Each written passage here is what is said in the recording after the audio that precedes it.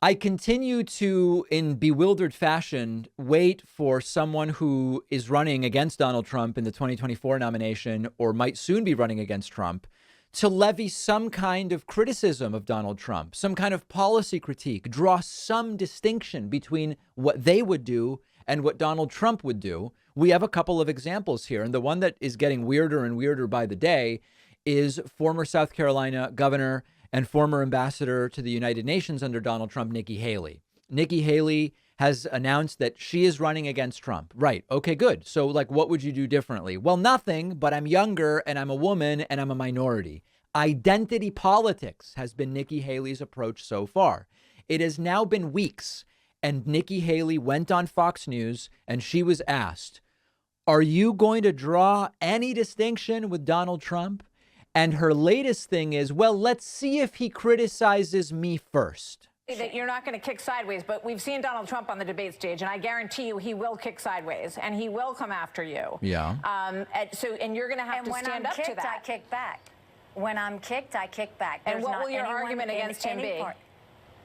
Well, let's wait and see if he's got a criticism first. He hasn't done anything. He hasn't said anything.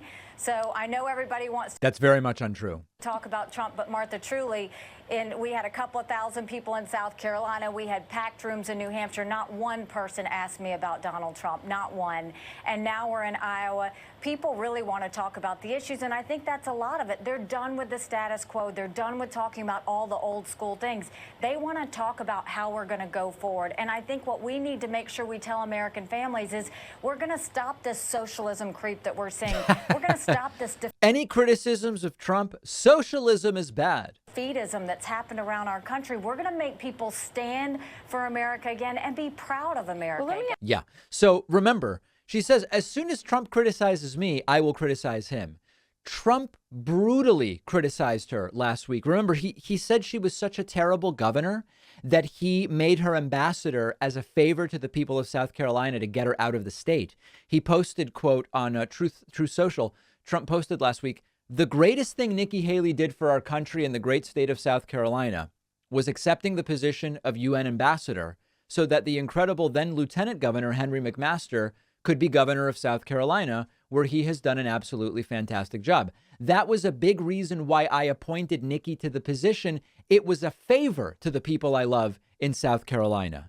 She's basically saying, I have criticisms of Trump, but I'm going to wait till he criticizes me. Hard to find a more serious criticism than that. And then in addition to this, Trump just a few days ago saying there are people out there with no polling support basically auditioning for vice president. When Trump said the following, nobody else was running. It was only Nikki Haley that this could be applied to.